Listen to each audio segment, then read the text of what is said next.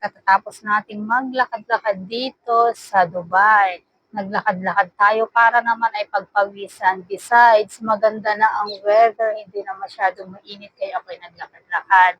Ngayon, ako ay nasa resting mode na 30 minutes akong naglakad-lakad to siguro mga 30 to 45 minutes ako naglakad-lakad. Ngayon, resting mode na ako dito sa ilalim ng day 3. Yan.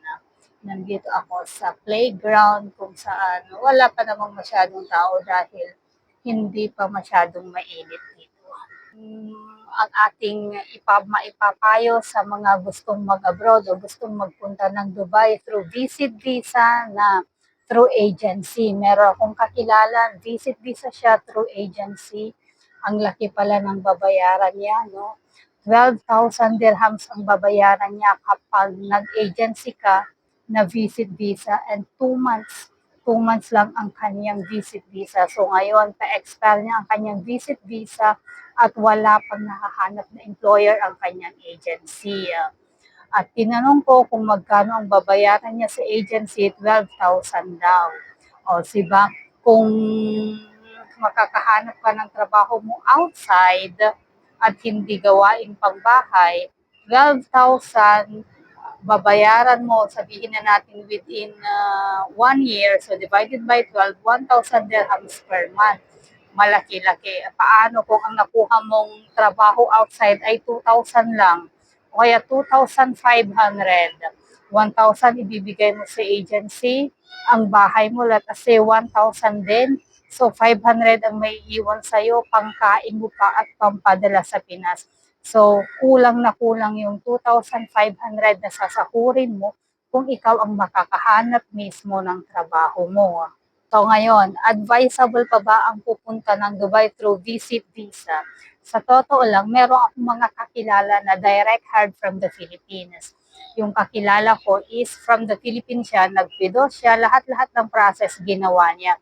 Hindi siya nagbayad dahil ang mismong company ang nag-issue ng visa sa kanya. So, ang binayaran lang niya is yung ticket niya papunta dito at saka yung mga required na process sa Pilipinas. Siyempre, magiging OWA member siya, nagpa-member siya doon, nagpidos, at tsuba-tsuba. Marami din siya mga process na ginawa.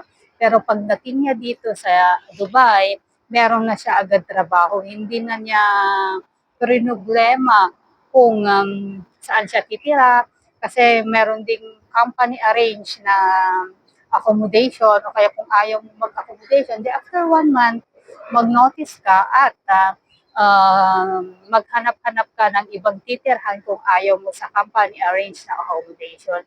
Dahil kapag company arrange ang accommodation, syempre, kahit ano na yan, kahit hindi maganda para sa'yo, para sa kanila, is okay na at least may matutulugan ka ng 1 month, let us say, hanggang sa makahanap ka ng trabaho mo o makahanap ka ng ibang titirhan mo at matutulugan. So yung mga ibang kakilala ko na nagbabalak na mag-visit visa dito, so totoo lang ay napakahirap maghanap ng trabaho ngayon dahil hindi lang naman ang mga visit visa ang naghahanap ng trabaho, pati rin kami na may magandang trabaho na ay naghahanap pa ng iba dahil gaya ko, na-stuck ako ng 9 years sa aking previous job. At kung nagpupunta-punta ako ng mga interview, tinatanong nila ako bakit ako nakatagal ng 9 years sa aking previous job.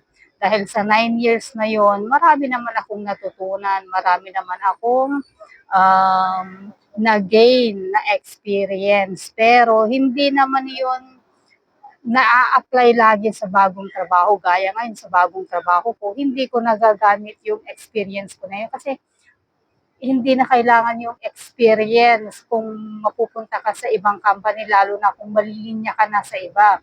Merong magagamit pero not most of the time na kailangan mong i-apply kasi iba na yung linya ng trabaho na ginagawa ko ngayon.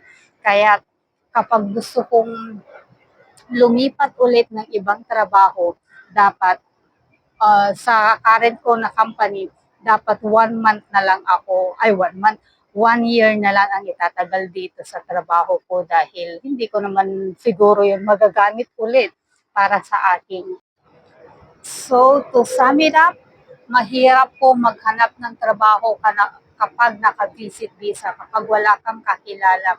Dapat marami kang connection para makahanap agad ng trabaho. Pero sa panahon ngayon, kahit pa winter, kahit pa sinasabi nilang madali maghanap ng trabaho, mahirap maghanap ng maayos na trabaho na may hustong pasahod or may saktong pasahod. Mahirap maghanap ng trabaho. Kung dito ka sa Dubai, dapat ang minimum na sahod na mahahanap mo ay 4,000. Ang mga iba sinasahuran lang ng 2,500, 3,000, 3,500. Kwentahin ninyo, minimum na 1,000 ang ibabayad ninyo sa bahay niyo. Bawal pa dito ang mga partition. So, ang kwarto dito o kaya flat, nagre-range ng 4,000 to 5,000 per month. At wala kang per month na makikita, dapat yearly contract ng apartment. Kaya't mag-isip-isip bago pumuntang visit visa at maghanap ng trabaho. Mahirap maghanap ng trabaho, mahal ang gastusin.